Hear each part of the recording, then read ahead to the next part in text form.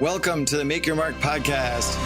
Hey everyone, I'm Mark Moyer, author of Win Again, speaker, career coach, and business advisor. And I help athletes, executives, and entrepreneurs reach their fullest potential. What you're going to be hearing in every single episode are conversations with athletes and other sports-related influencers. And we'll be offering you the insight that you need to succeed in life, including advice that will let you jump past your competition, whether it be for a great new job or taking your business to a much, much higher level. Make sure to connect with me on social media at Mark Moyer Coach and go to my website, markmoyer.com, to get access to the tips and strategies that my coaching clients get directly. If you're looking for ways to make your mark, send me an email to mark@markmoyer.com and I'll get you going right away. Thanks for joining me today. It's going to be an awesome episode.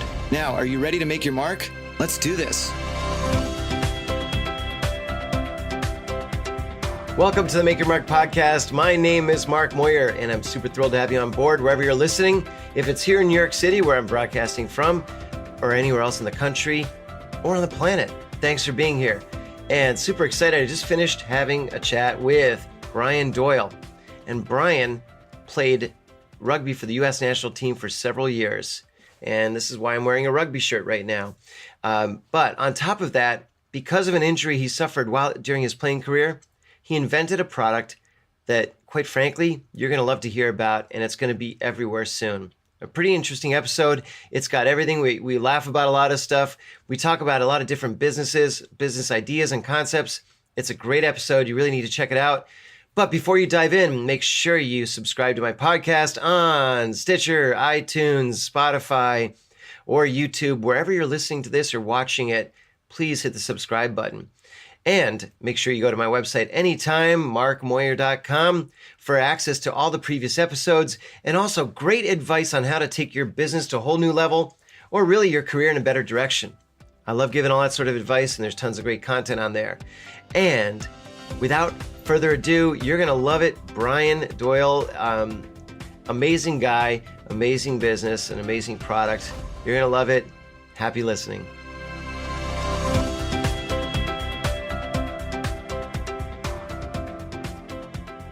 Welcome to the Make Your Mark podcast. My name is Mark Moyer, and I'm broadcasting to you live from New York City. Super thrilled to have Brian Doyle on board.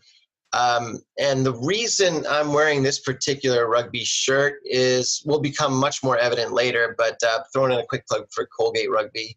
We just had our 50th anniversary. We'll talk about more of that later. Brian Doyle, where are you hailing from right now? Mark, what's going on? I am hailing from San Diego, downtown San Diego to be specific, out here on the West Coast. Another beautiful day in San Diego, I'm assuming? Yep, it is sunny. Surprise, surprise. You know, I spent a year in LA, and what drove me bananas was that it was so consistent every single day that when it rained, I was actually excited being from the East Coast. And you know, it's sheer panic and pandemonium in LA, the freeways and so on when it rains. And I spent some time in San Diego too, but it's awesome out there. We don't know what to do. We don't know what to do with water. No, and I'm Mark. I'm a native New Yorker as well, and I still claim that as my real home. But San Diego's not a bad spot to spend some time now. I have fallen in love with it. But San Diegans do not know what to do with water. They freak out. You know, I mean, from the road, like I live in a big tall building, and the first floor was pretty much washed away, and they had to like do all this major construction work because they had a rainstorm. So yeah, it's a good spot though. That's great. So well, let's talk about that. You're a native New Yorker. Where in New York? So originally born and bred from Rockland County. It is a town. It borders New Jersey. So we are southern New York State. We confuse everyone because if I talk to someone from Long Island, they call us upstate. And if I talk to anyone north of us, they do not let us claim upstate. So we're just across from Westchester, about 45 minutes northwest of the city. Well, it's beautiful country up there, though. It really is. It's great. And I think people don't give New York State enough credit. You know, it's fantastic. I mean, we were close. I was lucky because we were close enough to get into the city, but it's a beautiful place to grow up. You have the fall, you know, like the leaves turn and it's gorgeous. I'm right off the Palisades Parkway. And if you've ever done that drive in the fall, it's one of the, it's a nice spot. And then you have the mountains there up in the wintertime. You go skiing, Hunter Mountain, Wyndham Mountain. We're pretty close to those. Yeah, New York's a fantastic place. Good, solid people in New York. Excellent plug. Thank you. I appreciate that. We have a home up in the Catskills, up 17. So, and I love that whole. We drive the Palisades all the time. So you're right. It is amazing up there. So you're born, you're raised there. Where did you go to high school, in that same area? Yeah, Clarkstown South. Great sort of standard suburban upbringing, like it was a fairly big high school, maybe 1,500 kids or something like that. But yeah, no, it was good. I was I'm 6'7", so I was naturally pushed into basketball because but I actually came from a big basketball family. My uncle Bobby was one of the best basketball players in the country for a time. Wow. He went to Texas Westerns.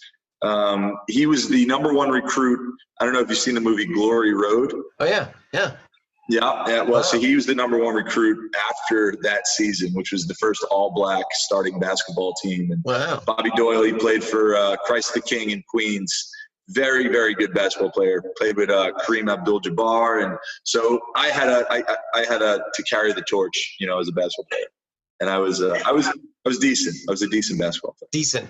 Well, then what happened? At what moment did you start saying, well, wait a minute, there's this other sport I can play? When did you first learn about, wait, let me take a step back. The reason I'm wearing this is because Brian's a big-time rugby player. And I played a little bit of rugby, certainly not to Brian's extent. But Brian, what was it? What was your first exposure to rugby? Yep. So, I was all basketball in high school. Yep. Just, I wanted to be the D1 basketball, college recruit. And then I started traveling into the boroughs of New York City, and I was getting into the traveling squads, and started going through the college recruitment process. And I was getting looks, but when I started playing on those teams in the city, I played at the Harlem PAL, which is an amazing league in Harlem, some fantastic players. And right. we played in the Jump Street, the Jumpman tournament, Jordan's Jumpman tournament out in Queens. And I just realized, I was like, listen, I'm good, but I'm not great. These guys are great, and I had that realization moment.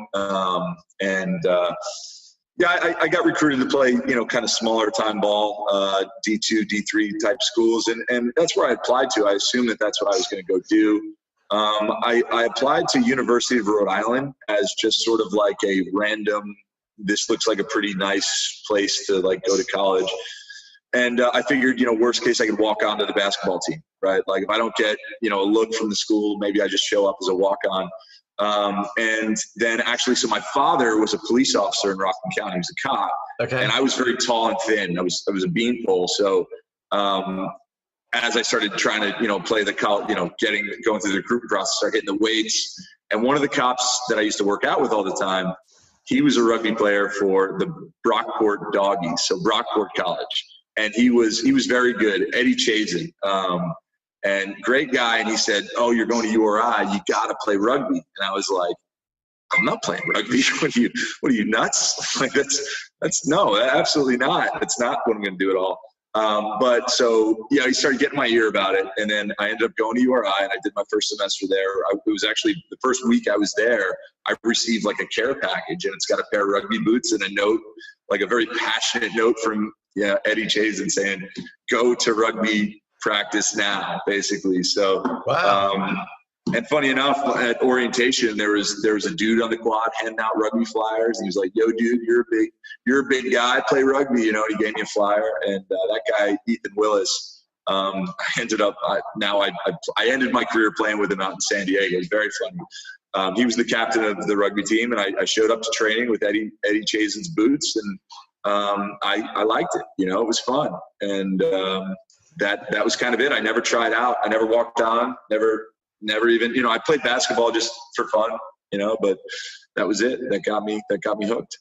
That's a great story. And, it's interesting because a lot of times when you speak to someone who played a sport, even professionally, oftentimes they played a completely different sport in their, growing up in high school and so forth. A recent guest of mine, Corey Jackson, was a basketball player, and in fact, one of the top players in the country.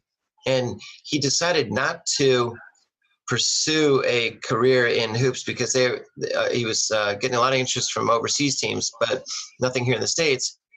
He went back, finished college. They thought he'd be a great football player. He'd never played football before competitively. And next thing you know, he's being drafted by the Browns, and off he had an NFL career. And it was simply because he had, he was an athlete and he had that mentality that went along with being an athlete. So it's always interesting to see how these transitions happen. So, URI, I'm assuming you were one of the top students there as well. Top at what? At rugby, I was okay, but no, I was a decent student. I fell in love with rugby, and I actually fell in love with I remember the first game I played, realizing how incredibly difficult it was just to feel like you were doing anything. I was so unfit. Like, I showed up, and I remember looking at guys that were impressive in that game and being like, how are they not so tired? I am so tired. How could you run like intensely with the ball, break a line, break a tackle, and score? So I wanted to see if I could do it, meet the fitness requirements. And that's really what got me going, was that it was so difficult for me when I first started, but there's such a large training element that's necessary to play rugby well. Like, you have to be, you got to be strong, and there's contact and, tackle situations, but just the fitness and the endurance required to be able to do both, kind of run around like a soccer player, but be able to deliver, contact like a football player. And that it was a challenge. And, and that's, I started really getting into the performance training in the gym and trying to make myself better. And I think that was more the hook for me, was, can I do it? And then, I was being a 6'7", if you commit to the performance training and the fitness, being 6'7", somewhat athletic, you have a niche that is difficult then to replicate, as you start getting competitive, because rugby, like football, there are, body type requirements per position. And I fit the mold for a second row pretty well, so that's how it all came into focus for me. And then by freshman, sophomore year, I was just showing up and doing it. I was taking a beating. And then by the time I was a junior or senior, I started to figure the game out a little bit, and we had a great team. And also I would say rugby is special because it's much more club based. It's not, you don't get catered to like a D1 sport. It's very much whatever the group of guys can bring to the table. And that's administratively, that's like, doing the housekeeping and making sure that you are running a good team. Like, my freshman year, we fired our coach because the team basically said, you're not the right fit, and we hired a new coach. Like, we were owning our stuff. And by my junior and senior year, we were pretty much self-coached because we had a few guys that came in from like the All-American setup. And this guy, Pete Maniscalco, played for Mike Tolkien, who ended up being my future USA rugby coach. And it was at that time disorganized enough where we had a committed group of guys that said, this is what we want to accomplish. And it was a real team effort to get there.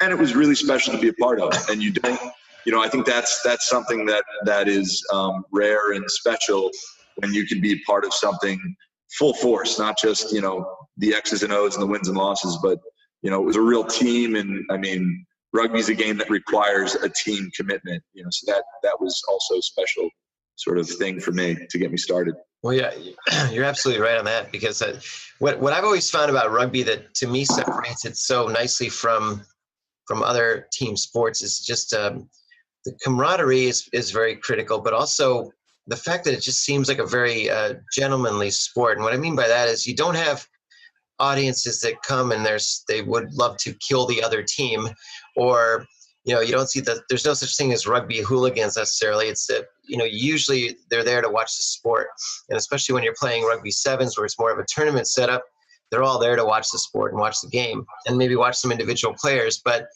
I think you find that it's in my opinion anyway, it's a much tighter sport. Like, the players really, I think, get along a lot better generally than some of the other ones. What do you think?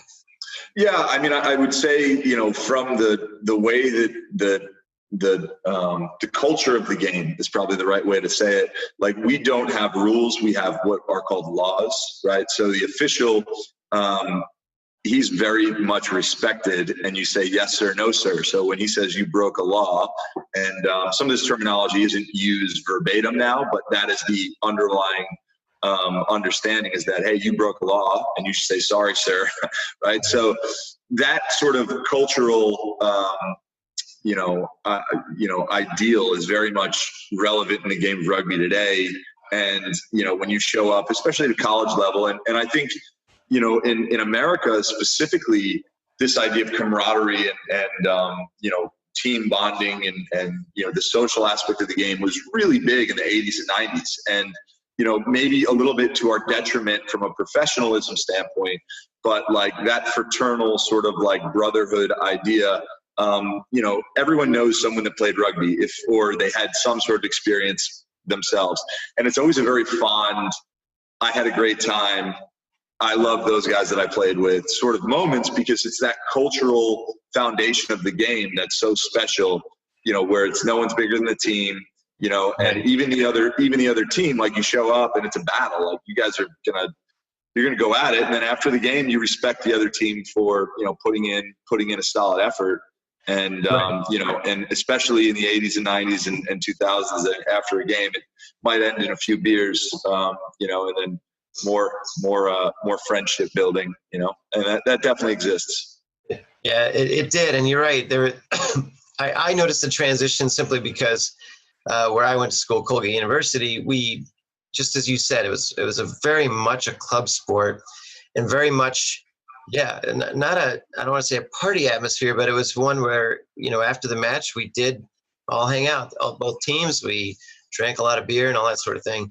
And then I noticed a definite shift, and in the, as you said, sort of the 2000s and this decade, where Colgate's, for example, hired a full-time coach, and there's they cut way back on the drinking and that aspect of it, and much more on the fitness, which is essential. So there's definitely been a switch, but it seems like it's delivering much higher quality players, that's for sure.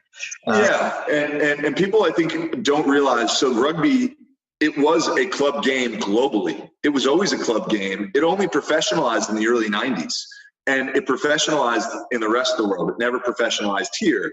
So it's still a new professional game as far as, the spectrum of all the other sports are concerned. But right now it's a special time in America, and there is professionalism happening all over the place. I mean, we have the number one U.S. Olympic team in the world, or not Olympic team, but our sevens team is ranked number one in the world right now, the USA sevens team. Those guys have done amazing things. They have a fantastic group. Mike Friday's the coach. That's a professional organization, and it takes something to be number one in the world, and it takes a lot of professionalism. But there's MLR, Major League Rugby, is in its second year. It's a real pro league that is following in the footsteps of what I would say MLS did probably about 10 years ago. So there's a lot of professionalism happening, and in the college ranks, they've really, even since I've left college, and I graduated in 2006, even since I've left, there's been, it's completely different landscape. It is genuinely a professional shop now. That's amazing. So so you graduated in 06. What was it that, what was next when you get out of school and you said, well, all right, now what? What was? I had no idea. I was like, I didn't know, but there was a ton of clubs. Like there were. This is a bad term, but you might want to call them semi-professional clubs that recruited me out of college, because I did. I got into that All-American. I didn't get onto the All-American team when I was in rugby, but I played the tournament. So Mike Tolkien and Bruce McLean watched me play. They were the head coaches of New York Athletic Club. The New York AC, they for people that don't know, they're one of the best sports or athletic clubs in the world. They sponsor tons of Olympic athletes, and they had one of the better rugby clubs in the country. So they were in my backyard, So there were a couple of teams that were recruiting me: Boston, New York AC, White Plains, a few other good clubs, But Mike and Bruce got a hold of me, and they said, hey, you should be playing for the U.S. national team. Come play for us, and we'll get you there. And to me, I was like, what? What are you talking about? Like, I didn't even really know that this pathway existed, but it was an interesting one. And I mean, they set me up with a great job in New York City, and they got me into a world that was all new and exciting to me. So I just said, sure, like, let's give this a shot.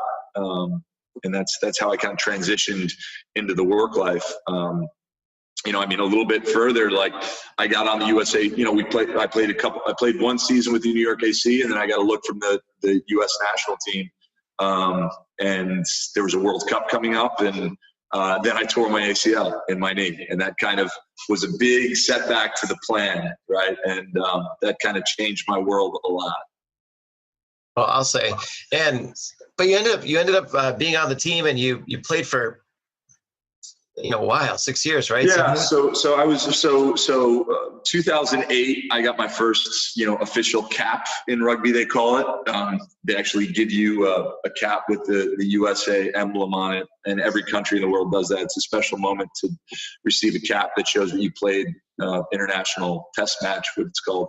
And then from 2008 to 2014, I mean, I registered 15 international caps, but I probably played for the U.S., I don't know, 30 or 40 times, you know, for the U.S. national team. So it was a fantastic career, and it kind of opened up my world. I mean, I was able to play, obviously, internationally for the U.S., but I had a contract in Sydney, Australia. I played for Northern Suburbs, which is an amazing club that participates in probably the best club competition in the world.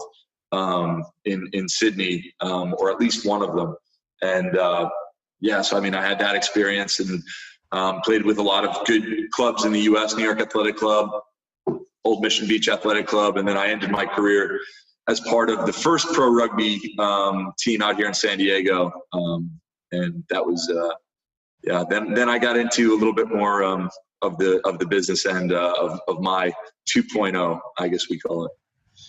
I would absolutely say 2.0, but I know that, so this really, the business end of it was maybe on your mind, but I think some of it was triggered by, I mean, you suffered an injury, and I think, you know, as you were trying to recuperate and recover from it, tell me a little bit about what you discovered going through that rehab process, and what led to where we are now. So the ACL was my first introduction to real injury, you know, and there's a whole mental aspect of that, you know, we could probably spend hours talking about, but the physical demands that you're put through if you want to return to playing. So I was able to make it back in about 5 months, which is pretty quick for an ACL. Of course. And I was kind of hit with, you know, I did, you know, first it's, you know, you get the knee fixed, you do the repair, and then it's physical therapy. And I became really tight with my physical therapist, and it came down to, you know, you spend time actually getting mobility back in the knee, but then it comes back to core strength, balance, you know, mobilization, stabilization of joints in general. I mean, because they don't want to spend 5 months repairing an injury, send you back out to playing, and then you're back in with a new injury. I mean, because that's just craziness. So, and it happens often, you know, it does happen often. So you really want to make your body as bulletproof as possible from you know, getting injured again in the future. And there are ways to do that almost from a training standpoint. And it really comes back to core strength, activating your core, and being able to apply that activation when you're in unbalanced or off balanced, which most athletic situations are. Then I had, you know, while I was transitioning out of that physical therapy role into more of a strength and conditioning program, I had this concept pop in my head. And I really just wanted to build a tool, you know, that helped to create some of these motions, because I remember the moment I was using a Bosu ball, sort of like in like a plank-like position. We're going to get some visuals on the video here.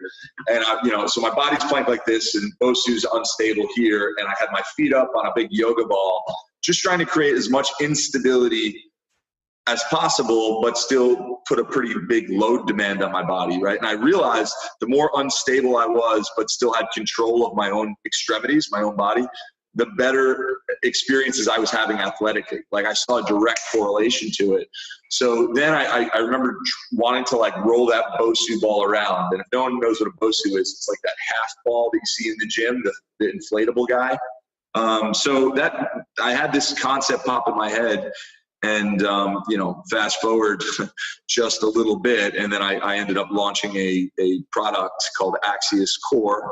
As I was transitioning out of the rugby world, which there was a lot more in between that, between the concept of the idea and then actually launching the product. But that was a super interesting process. But the fundamentals that gave me the idea were completely based on my experiences in physical therapy. And I remember thinking, man, these are so important. Like these basic principles, these foundational core activation, stabilization principles are so important. And not just for me, right? Like at first it was selfish. I wanted to build the tool for myself. So, and lo and behold, now I have it. And it's kind of a nice feeling. I'm like, oh, this is what I always wanted. And I train on it every day.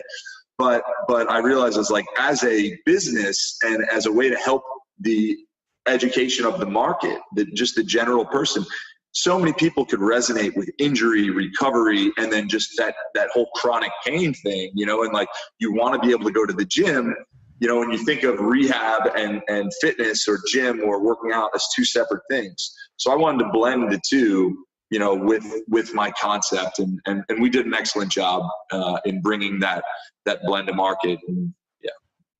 So, well, because when I looked at, I've had a chance to have a sneak peek at the Axius unit, and what I see is one piece that takes the place of many, right? And one piece that takes the place of whether it's tools or equipment or even exercises. You can do so much on that. And someone who, we kind of joked about this a couple weeks ago, but as someone who lives in a New York City apartment, I don't necessarily have either the capability to run off to a gym all the time and or the ability to have all kinds of equipment in my home. So what the beautiful thing is with this is that it tackles so many different things, and it's about this big, right? Yeah. Well, yeah. I mean, for your viewers here, I mean, we, product placement time. We just happen to have one right here. Fantastic. But so, see if we get there we go. Yeah. So like you said, there's a bit of a Swiss Army knife component to it. And the funny thing is, so basically there's a 360 roller on the bottom, and you can flip it over, and then you basically have a wobble board on one side, right? So multiple grip positions. What I wanted to basically build was something that was super useful. Like as an athlete, like I said, I was building something that I was selfishly wanting to create the ideal training tool for myself, right? It was a selfish desire. So I spent tons of time thinking about how can we build a device that is super, super useful, super functional, and actually innovative, and like, no one else has the ability to do it. I learned that it was innovative and no one else has to do it because you go through a pretty significant patent process. But what's funny is I initially built it for myself, right? Like I said, kind of a selfish endeavor. And then thought, oh, maybe this is a good idea, right? And I started testing out, the concept on friends, as you do. And then I pushed out I said, okay, let's try this intellectual property piece. And I was living in New York City at the time, and I was actually working with lawyers. So, I went there first and was able to raise a little bit of capital from, friends and family to inch forward the idea. And, the more I put it out there, the more legs it got. And then eventually, I ended up with engineering partners out in San Diego. And that's, of course, how I ended up landing in San Diego. I was flying back and forth from New York to San Diego with different prototype iterations. And our first prototype was a bowling ball. It's literally, how do you build one, without manufacturing something? And the ball was actually really difficult because you need a tough ball that's able to roll on this sort of surface. And right. Anyone could check out our website if you want to see how it actually works, but it's a very smooth 360 roller. So getting that from a mechanical design engineering standpoint is being able to find a ball that that would fit in the design. So bowling ball was just the first thing we used, and we actually used slide pads. So, so the things that you put under your furniture, super crude design. But I was able to get that first prototype. And at the time I was playing for the US team. And so I had like a ready-made, like test base, right? Market test base. So I would bring the bowling ball on tour with me, and I'd give it all the strength coaches. I'd give it all the guys. We'd all do workouts on it, and everyone loved it. And then we moved on to better iterations, and now we use a recirculating bearing system, which is actually a little bit complicated to actually figure out the design element to it. But we ended up launching super lean. We launched on Kickstarter. We didn't have a ton of funding, and I didn't come from that world. So we put it out there, and we were shocked because we thought, and before I did that, I actually went to someone named Mike Barwis. Mike is he's the head strength and conditioning advisor of the New York Mets. He's the CEO of Barwis Methods, which is a performance center around the country. But when I was watching Mike, he was the head strength coach for the Michigan Wolverines. And before that, he was at West Virginia. He had one of the strongest recorded football teams ever on record. Wow. So I used to absorb all of his content, and he was all about core, proprioception, balance, stability. So he kind of implanted some of these seeds with me as I was building the product. So I went to Mike with one of our later prototype iterations, and I said, Mike, this is who I am. I went down to Port St. Lucie, actually, where the Mets do they're off their spring training. And he said, this is great. I've never seen something in one device that, gives the neurological feedback and the proprioception, benefits that yours does. So he came on board, and then I said, okay, let's launch Kickstarter and see what happens. We thought we were going to be able to drive like strength coaches and athletes and gyms to buy this unit. And then lo and behold, I have 1,000 consumers purchase my initial product, and we did 250K like right off the bat. Boom. That's so good. Now, for those of you that actually aren't watching or you're listening, I would almost compare the unit to Saturn, maybe almost like. Yeah, that's great. Yeah. Sort of like a ball inside of a cup, right? Like a ball inside of a helmet that can and it's a bearing system. Right. And then there's a platform that kind of makes it look like Saturn. And there's a intricate handle setup or an efficient handle setup that allows for multiple ways to interact with the unit. And then we have a stability ring that actually, so you kind of learn all the core activation stuff on the ground, and that would be like plank-based stuff, push-up based stuff, roll-out type ab wheel stuff. And then we have a very simple stability ring, which is an inflatable tube that goes under it, and it fixes the unit in the ground, and it gives you this sort of reactive, safe surface to work from. And then from there, you can do all your standing balance work. And the value in the standing balance element, and we have bands that fixes onto the unit, lightweight tension bands, and then you're able to do unstable, squats, unstable bicep curls, shoulders. And the real benefit of that is that you learn the core activation and the stabilization stuff on the ground in your prone plank position, your supine positions. But when you're an athlete, you need to be able to work out your extremities but still have that core activation. So when you're unstable, the ability to do a bicep curl, but still have your core turned on, if you will, for lack of a better term, that's really why the design is the way that it is. And it allows it to be that Swiss Army knife complete solution for the home user, which was kind of a surprise to me. I thought this was going to be a little bit more of a commercial launch, but we did really well in the consumer world, which opened up my market possibilities and scalability. Well, look, I think lots of businesses find that out though. When you first go out to market, there's always surprises, but a lot of times they're good surprises. And it's interesting that, in my opinion, what you've got there is something that it's I think a great tool for an athlete, especially an athlete who wants to focus on their core, but become stronger, but not necessarily add a tremendous amount of bulk, but they're just strengthening inside. But it's also great for the average person who wants to, become in better shape, but they don't want to necessarily go hang out at the gym with the guys pumping iron and so forth. So and I mean, from a little bit more of like a strategic business development conversation, You know, these are the things that we're dealing with now in terms of where's our benefit, where's our opportunity, where do we have the opportunity to make the largest impact on the market, both from a, you know, a monetary standpoint, but also from where can we do the most good. And I think, you know, the consumer, we're solving a real problem there. You know, we launched with athletic messaging, you know, and you look at any of our content right now, most of it is athletic in nature, athletics and that medical element. But there's a huge opportunity for us in the consumer sector. And listen, consumers, they need efficient solutions, right? They want things that are conveniently packaged, that don't take up a lot of space. And what's nice is the fitness market in general is getting smarter. You know, the IQ of the fitness industry is going up. There's been a lot of great companies that have laid the groundwork for me, you know, guys like TRX, you know, and then you have these interesting platform companies like Peloton, right? Which, you know, so the IQ is going up, and the consumer demand of what companies need to provide them, the expectation is also increasing.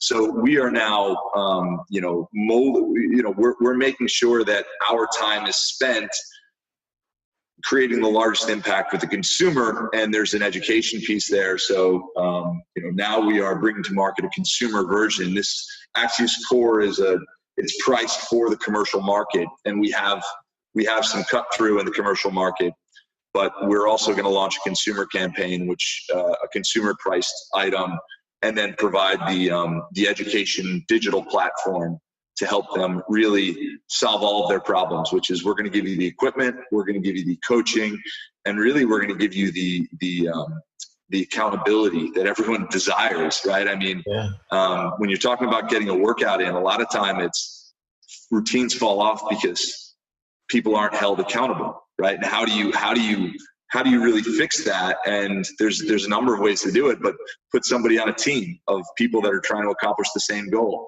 Give them a coach, let them have a community, let them have goals that they need to reach, you know, let it be a bit of a, you know, gamification element where they need to, you know, if you sign up for the Axius platform, you say, this is the outcome that I want. We're going to say, okay, if you hit these milestones, you will achieve it. And that's what we want to help people do. We want to help people achieve their milestones, remove all the barriers for them to complete their goals that allow them to have the bodies that they want for the rest of their lives, right? Not a get fit quick solution, but a real commitment to long-term health.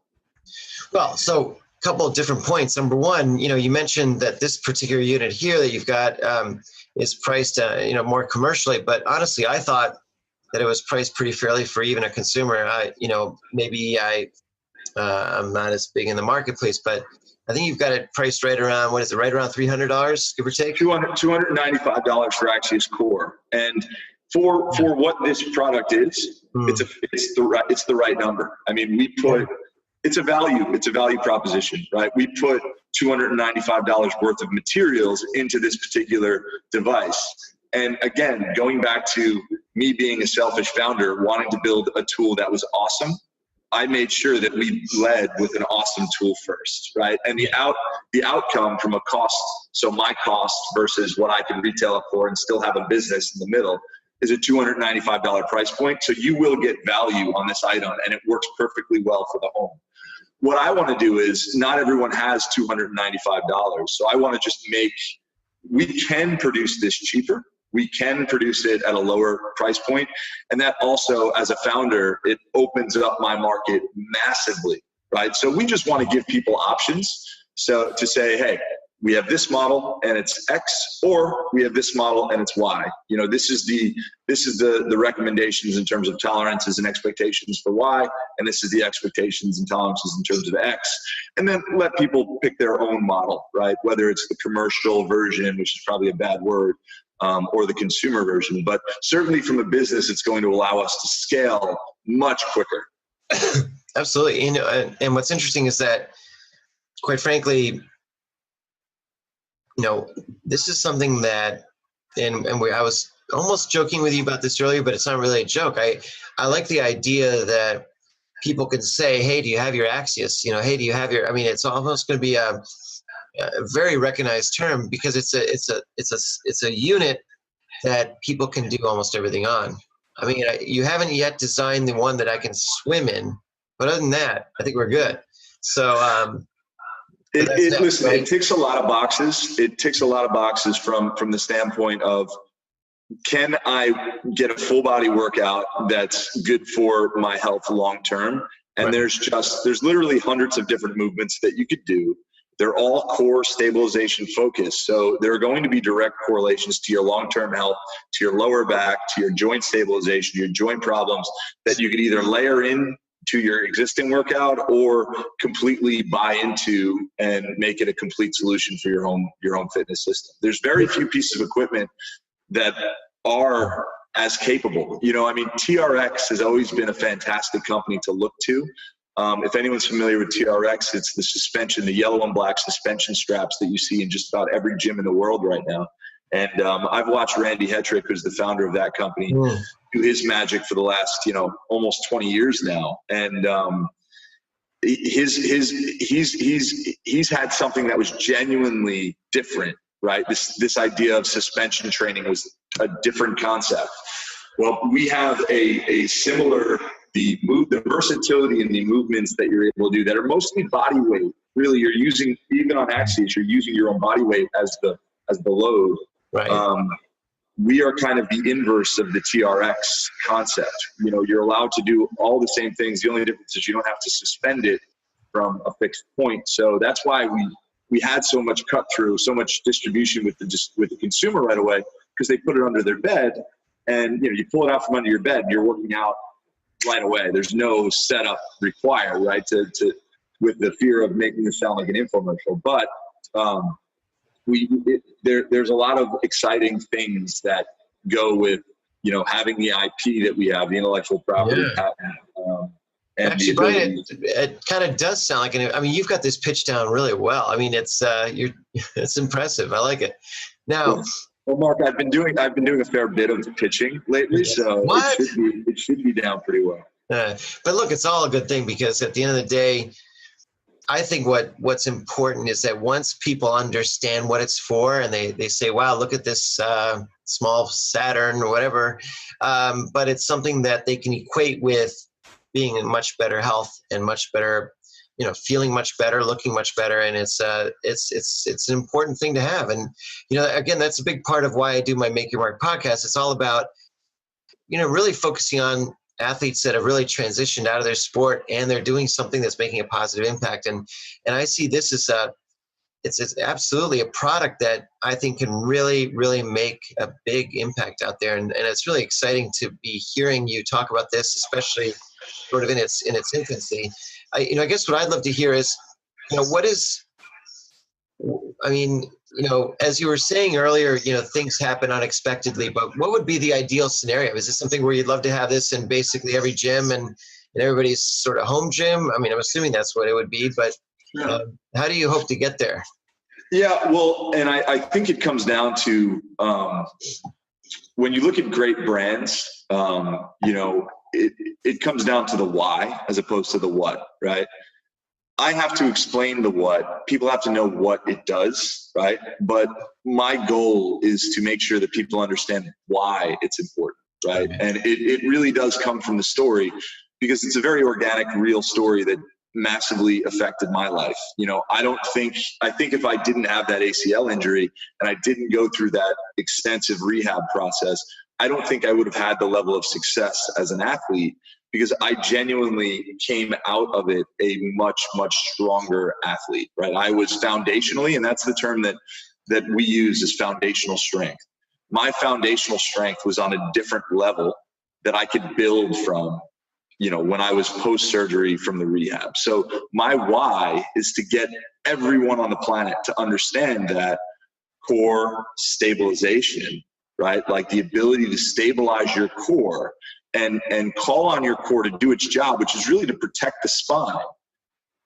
Just that basic piece of information, to associate that with my product, which is a very great way to accomplish that outcome.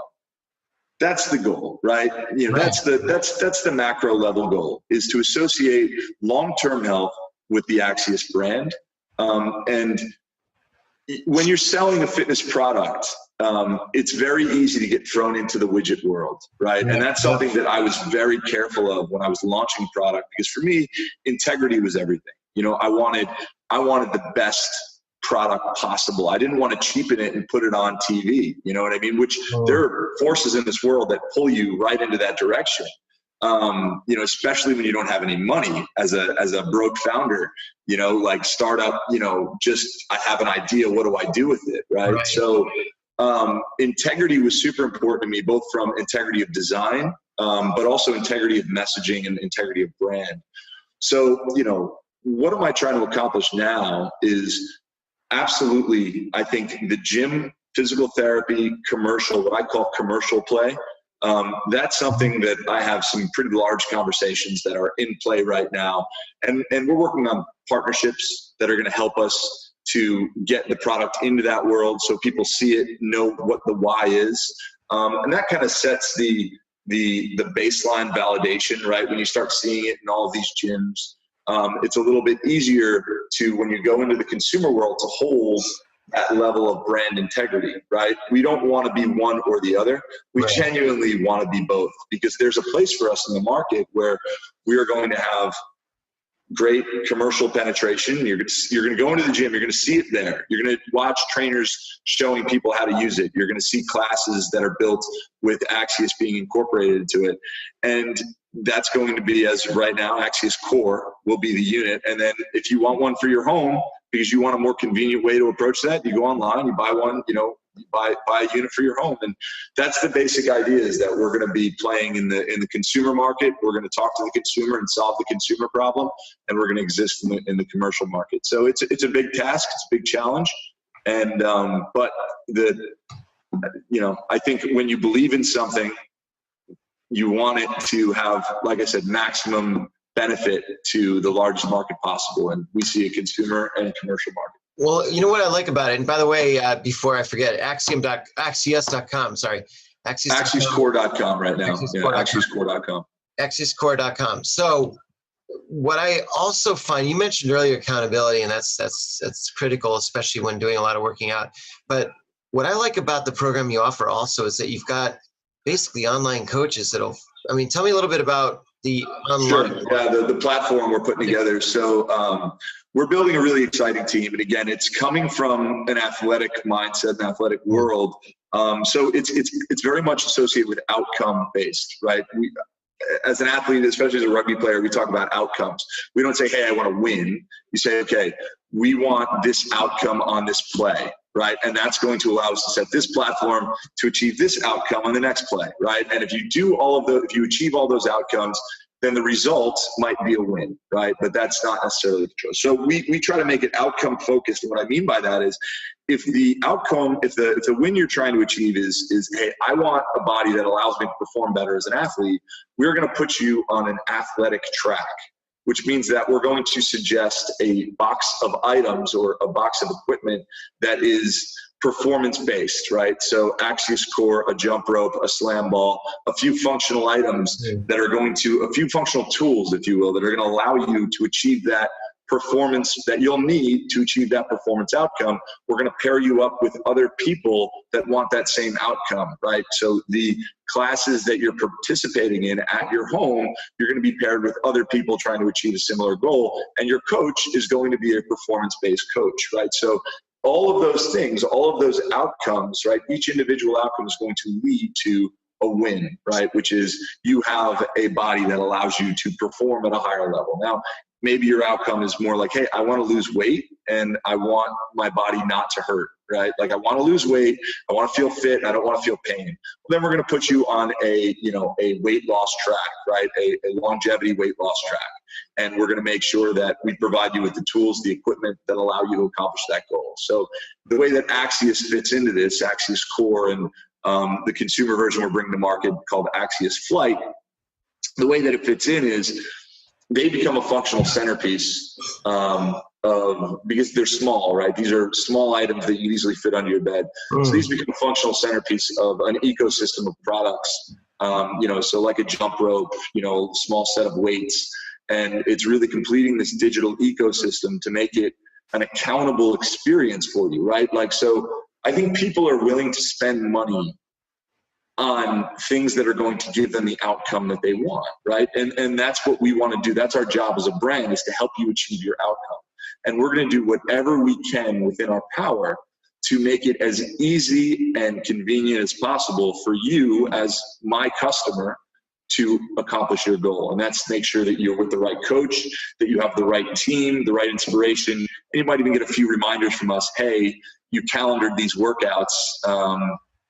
Don't miss them, because that will help you to fail in your outcome, not win in your outcome. So that's the basic digital platform we're putting together. And we have a pretty exciting team that are pretty pumped on that concept.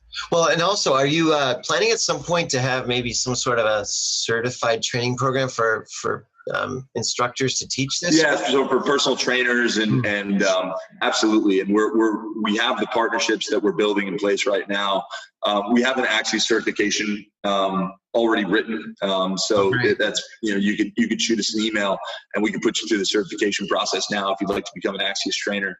But yes, we have a much more robust certification process that we'll be launching in the marketplace, not in the too distant future. This is all great stuff. This is an exciting time. And, because I know that when you're right on the cusp of all this stuff, every day is an exciting day. You wake up really pumped up to whether it's make, some important calls, receive them, whatever you're doing. It's or do a podcast, Mark. I mean, this was what got me excited today. I understand that. Listeners understand that, obviously, all four of them. No, I'm kidding.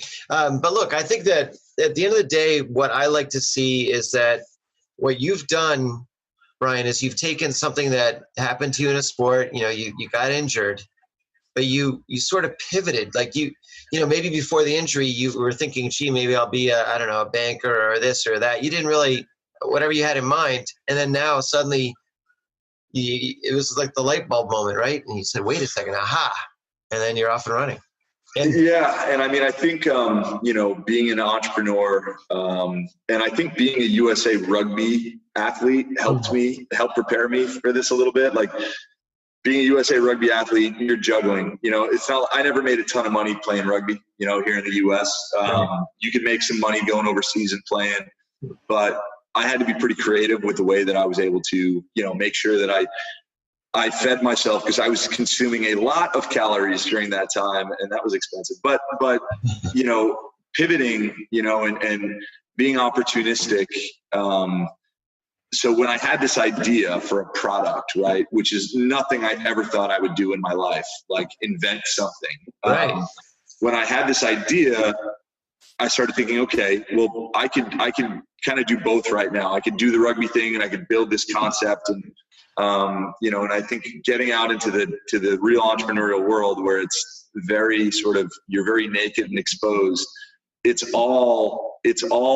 becomes a mental game very quickly, and again, being an athlete, going through injury, going through selections, ups and downs, and you get somewhat prepared for that mental grit that it takes. But I think my ability, as an athlete, what I learned is my ability to rebound when things don't work out the way that you think it's going to, has been the most valuable trait that I could say has provided any success that we've had. Because oftentimes, the what you're looking for as an outcome, it ends up as a different outcome, right? Oh, yeah. And you have to deal with that. You have to pivot. You have to think about it and then make your next best option.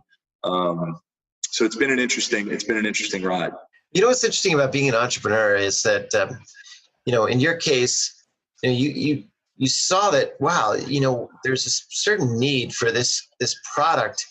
And I'm sure part of you is kind of thinking, how is it possible that nobody else has thought of this? Like, I mean, I'm not a specific genius, I'm not whatever, but here it is, right? Wow. I mean, it's like the big light coming from the sky kind of thing. And that's a little bit of what I went through when I was starting to coach retired athletes with their transition. And I wanted to write a book about my job search tips and strategies and techniques about how to help them make that transition. And so I went on to Amazon. I was like, all right, well, I'm going to find what are top 10 or 15 books like this. And I was amazed to find that nobody had written a book about helping athletes after they leave their sport. And I was blown away. I was thinking, how is it possible on this planet nobody's written a book about this? And so I had to be number one, right? So I wrote the book, but my whole thing was also really providing people with those tips and strategies that help them make that transition. And again, I was kind of like, who am I? Like, there's a billion coaches out there. There's a billion people that do this stuff. And sometimes you just need to take advantage of the opportunity, right? And that's something you've certainly done. I'm excited to see how this develops. I'm absolutely ordering. I don't know. Should I get the big one or the little one? What do you think? Well, get the big one if you want it now, because there's no wait time required. All right, then count me in for a big one, couple of straps, and maybe an extra case of beer. No, I'm kidding. No, that's counterintuitive there. But I'm thrilled you've been on. So I'm going to jump into the little Hit Your Mark segment. It's a fun segment we do at the end, just to keep you on your toes a little bit. One of the first questions I have is, are you a land guy or a water guy? I mean, I think you're a land guy, right? Yeah, I guess I would say I'm a land guy. Let me just tell you, this past week I went deep sea fishing for the first time and the last time. So I'm definitely a land guy. A couple of waves didn't go so well with me. So with that said, if you owned a boat, what do you think you'd name it? What would I name my boat? The first thing that popped into my head, I guess this is a little bit cliche, but I always thought it was very funny in the movie Forrest Gump that he named his boat was it Jenny? Yeah. No. Yeah, I think I'd name my boat Jenny just to try to be funny. But it probably isn't that funny now that I've said it out loud, and no one would probably get it. So yeah, I'd probably spend a little bit more time. It certainly wouldn't be anything Axius or rugby related, because I don't like to be that obvious. Yeah, of course. And if you do you maybe the Stingray, because I'll tell you a quick story. When I first moved out to San Diego, I was like totally like broing out on the beach. Like it was like Wednesday afternoon at like 2:00. I'm like, this is what people in San Diego do. They hang out at the beach during the middle of the workday. And I went out to the ocean. Like I just did a little fitness thing, and then I went out to the ocean, and it was like really low tide. So I had to go forever into the ocean, and I body surfed a couple of waves in, and I got crushed by a wave, like absolutely destroyed. Yeah. And I was like, all right, I'm not a water guy. I got to get out of here. This is stupid. I feel exposed, like you get eaten by a shark. So I'm coming out of the water, and I feel like a sharp prick in my foot. And then as I get on the land, like burning sensation in my foot. First time in the ocean in San Diego, I stepped on a stingray, and it was the most painful thing Wow. I've ever gone through. 8 hours of mind-numbing pain, and I felt like, I felt like a New Yorker in San Diego, pretty much. So maybe I'll call it the Stingray. That's what I'm going for. There you go. That's perfect. All right. Second question. If you were able to have a pet that was not a dog or a cat, just a pet, what would you have? I want a hawk. Oh. Yeah, I want a hawk. That's pretty obvious. Because they're what the hell? Hawk. Because hawks are, I don't know, I got a thing with birds. Hawks are badass, they fly around, you can train it, and in my mind, my hawk is going to be able to, instead of emails, I'll just like put a little scroll on them, and I'll send my hawk to you. How good would that be? Like if you have like a nice like, you want to write someone a note instead of an email. Well, you got to train them to be able to carry the core unit and deliver it. Yeah. Instead of like the Amazon drone, I would just have my hawk. Now, Brian's bird. I think it's a good idea, though, to train them before you let them go off their first flight, or that might be their last flight. Who knows where they go? And don't have them fly near the airport. Just a little advice. Yeah, no. I'm gonna be responsible with my hawk. I love my hawk. Could come up with a name for my hawk now. Okay. Stingray. Stingray. He's named Stingray. All right. And next question is, if you had a chance, alive or dead, to have dinner with 3 people, who are they? I'd go for how about Abe Lincoln, because I admire his beard. No, obviously not. Gandhi. Wow. And Jesus Christ. Wow. That'd be an interesting dinner. It would, and good news, you'd have unlimited wine and bread. Yeah, and everyone would be pretty nice, I feel like, Very, very nice. There'd be some wisdom. Everyone would be nice. There'd be plenty of wine. I think we'd have the three of them would be like, who's this guy? What's he doing? And you'd say, listen, I got to tell you about this product I have. I got a fitness thing I got to talk to you about. Hey, Jesus, go back. Listen to me. This is going to change. This is going to change the world. This is going to change the world. And he's going to. I'm excited because I think it might, Brian. I mean, I'm pretty fired up about, we met a few weeks ago at one of your pitches, and it was really well done. It was a great environment to be in. This is Garrett and Chris's The Huddle, which we were part of. Awesome. That was awesome. It was absolutely fabulous. And I really appreciate how you're clearly making your mark, and that's what this is all about. So thanks for your time. Thanks for being on today. It's been a blast. You're a funny guy. You're a nice guy. And even though you went to URI, which I guess was sort of a rival, at least a hockey rival of Colgate's back in the 1800s when I was there. But it's great to talk to somebody who's really making that sort of move. So I really appreciate you being on. Thanks so much. Mark, thanks for having me. I had a great time. No, my pleasure. Thanks so much for joining us today on this episode of Make Your Mark podcast. The goal of the podcast is to help you find ways to make your mark, to succeed in life, and to jump past your competition. Be sure to leave me a review on iTunes and Stitcher, and subscribe to be the first to hear new episodes. If you're looking for ways to make your mark, send me an email, mark@markmoyer.com, and I'll get back to you right away. Thanks again for listening, and we'll see you next time.